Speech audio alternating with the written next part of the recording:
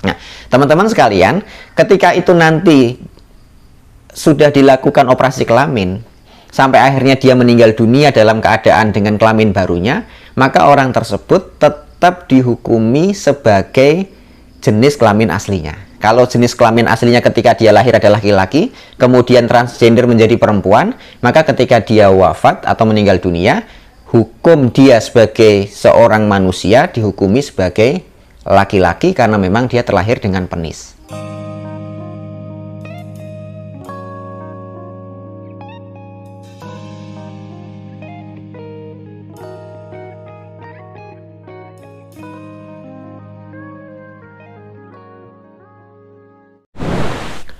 Bismillahirrahmanirrahim. Assalamualaikum warahmatullahi wabarakatuh.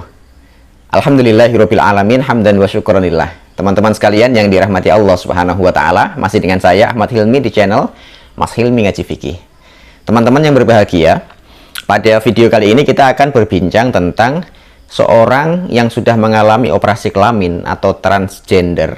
Ketika dia meninggal dunia, apakah akan diperlakukan sebagaimana kelamin barunya, ataukah dia akan diperlakukan sebagaimana kelamin aslinya ketika dia dilahirkan? Teman-teman yang berbahagia, secara umum ada manusia yang terlahir itu dengan jenis kelamin yang sangat jelas, dan ada yang berjenis kelamin ambigu. Berjenis kelamin jelas itu tentu yang dilihat pertama kali adalah alat kelaminnya. Kalau kelaminnya berbentuk penis atau dzakar dalam bahasa Arab, maka dia disebut sebagai laki-laki. Kalau yang ketika dia lahir yang muncul adalah vagina atau farji, maka dia dihukumi sebagai perempuan. Maka alat kelamin pada saat dia dilahirkan itulah yang menjadi ukuran apakah dia laki-laki atau perempuan. Dan normalnya kebanyakan orang itu terlahir dengan jenis alat kelamin yang sangat jelas. Dia terlahir dengan penis berarti laki-laki, kalau dia terlahir dengan vagina berarti dia perempuan. Nah, normalnya dan umumnya manusia itu kayak gitu. Hanya saja memang ada beberapa pengecualian orang yang terlahir dengan jenis kelamin atau jenis alat kelamin yang ambigu. Sepertinya ketika dia lahir itu bentuknya vagina, tapi ternyata ada seperti unsur penis. Atau dia terlahir dengan penis tapi justru ada unsur vagina. Gitu. Nah, orang yang mengalami kondisi seperti itu, atau ambigunya alat kelamin itu dalam bahasa fikih disebut sebagai khunsa. Baik nanti khunsanya itu adalah ghairu muskil maupun khunsa yang muskil. Yang muskil itu berarti benar-benar seakan-akan dua-duanya itu dominan. Vaginanya dominan, kemudian penisnya juga dominan. Maka disebut sebagai khunsa muskil tadi. Sangat sulit membedakan apakah dia laki-laki atau perempuan gitu. Tapi kalau yang khunsa ghairu muskil, maka aslinya vagina tapi kemudian ada unsur penisnya sedikit namanya, atau unsur penisnya lebih banyak kemudian unsur vaginanya sedikit namanya gitu.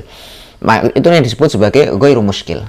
Tapi baik yang muskil maupun yang ghairu muskil itu nanti kalau dia beranjaknya usia, bertambahnya usia tadi, kemudian terjadi pergeseran, oh ternyata yang lebih dominan dan berfungsi secara seksual adalah penis, berarti dia nanti akan dihukumi laki-laki. Kalau ternyata yang lebih dominan dan lebih kelihatan itu adalah vagina, berarti dia akan dihukumi sebagai perempuan. Nah, orang yang sedang mengalami kondisi khunsa tadi itu, atau dalam bahasa medis juga disebut sebagai hipospodia, ini sebagaimana yang dulu pernah terjadi bagi seorang Aprilia Manganang itu ya. Itu kalau kemudian di kemudian hari dia mengalami memperjelas, mempertegas alat kelamin apa yang sebenarnya dia dominan, namanya seperti Aprilia, awalnya dia perempuan, kemudian semakin bertambahnya usia, oh ternyata sisi laki-lakinya lebih dominan dengan tumbuhnya penis yang lebih jelas gitu. Kemudian dia melakukan operasi kelamin hanya untuk sekedar memperjelas status kelaminnya saja, dan itu tidak berdosa. Sama sekali tidak berdosa. Maka ketika ada orang yang mengalami kondisi seperti tadi itu, seperti Aprilia Manganang itu, maka dia ketika meninggal dunia, kalau dia muslim, maka dia akan dihukumi sebagaimana kelamin yang sekarang sedang dia jalani, yaitu sebagai seorang laki-laki gitu. Itu tidak berdosa, dan hukum ketika dia meninggal dunia adalah kondisi ketika dia pasca operasi kelamin untuk mempertegas jenis kelaminnya apa gitu. Kemudian kita kembali pada soal yang awal tadi. Kalau ternyata orang itu terlahir sejak awal sudah jelas bahwa yang lahir ketika dia lahir adalah yang muncul adalah penis atau zakar, berarti dia laki-laki. Tapi kalau yang muncul adalah vagina, berarti dia perempuan.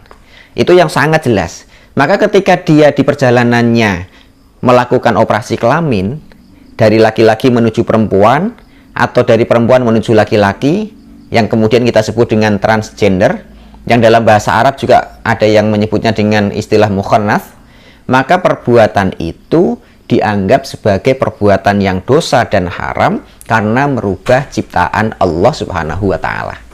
Ada seorang laki-laki tulen ketika lahir, dilihat dari jenis kelaminnya, alat kelaminnya, oh yang muncul penis, berarti dia laki-laki. Nah, kemudian ketika dia beranjak remaja atau bahkan sampai dewasa, ada sisi kejiwaan, cara dia berjalan, cara dia berbicara, kemudian mirip-mirip dengan perempuan. Oh, kalau gitu saya ini perempuan yang terjebak dalam diri laki-laki mamanya. Kemudian dia putuskan untuk operasi kelamin.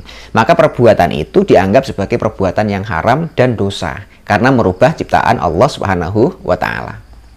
Nah, teman-teman sekalian, ketika itu nanti sudah dilakukan operasi kelamin sampai akhirnya dia meninggal dunia dalam keadaan dengan kelamin barunya, maka orang tersebut tetap dihukumi sebagai jenis kelamin aslinya. Kalau jenis kelamin aslinya ketika dia lahir adalah laki-laki, kemudian transgender menjadi perempuan, maka ketika dia wafat atau meninggal dunia, hukum dia sebagai seorang manusia dihukumi sebagai laki-laki karena memang dia terlahir dengan penis. Walaupun sekarang penisnya udah hilang karena udah mengalami operasi kelamin tadi itu. Atau sebaliknya, kalau dia terlahir sejak kecil adalah vagina yang keluar atau yang muncul di alat kelaminnya, kemudian beranjak dewasa dia mengalami dengan sengaja melakukan operasi kelamin menjadi penis. Nah, ketika dia meninggal dunia, maka yang dihukumi adalah bahwa dia perempuan, bukan laki-laki. Nah, teman-teman tentu bisa membedakan antara kasus pertama tadi yang memang itu bawaan lahir yang mengalami keambiguan pada alat kelamin atau hipospodia tadi itu. Adapun kalau yang jelas-jelas kelaminnya apa, kemudian dirubah, selain dia berdosa, dia tetap dihukumi sebagaimana hukum kelamin aslinya ketika dia dilahirkan. Nah, mungkin kita sudah sangat jelas sekali dengan beberapa kejadian artis atau public figure yang mengalami itu atau menjalankan kegiatan operasi kelamin, maka ketika dia hari ini meninggal dunia, dia dihukumi sebagaimana hukum kelamin aslinya ketika dia dilahirkan. Baik, demikian teman-teman sekalian yang dirahmati Allah. Aku qouli hadza, astaghfirullah li wa lakum. Assalamualaikum warahmatullahi wabarakatuh.